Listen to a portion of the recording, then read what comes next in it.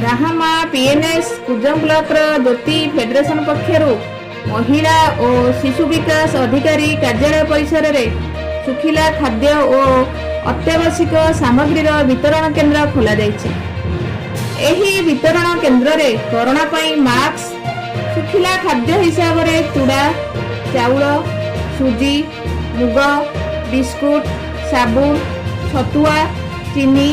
पानी बोतल प्रभृति पैकेट सह अत्यावश्यक सामग्री साधारण लोकों को जोगाई दिया जायथिला। एही विपणी केन्द्र को Kujang block BDO Santosh Kumar Satpathy block अध्यक्ष स्मृति रंजन बेहेरा और महिला और शिशु विकास अधिकारी श्रीमती तनुप्रभा बेउरा और कार्यालय कंप्यूटर प्रोग्राम प्रियदर्शिनी महापात्र देवाशीष बेउरा एवं ज्योति फेडरेशन सभानेत्री मनोरमा महापात्र सभ्या संयुक्ता बेउरा सरोजिनी मिश्र प्रमुख और ब्लॉक कार्यालय हिसाब रक्षक स्मृति रंजन और पीईओ अशोक कुमार स्वयं प्रमुख शुभारंभ करथिले।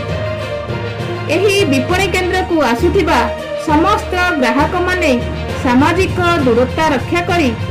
विभिन्न सामग्री सुलभ मूल्य रे संग्रह करुथिबार देखिबाकू मिलिथिला।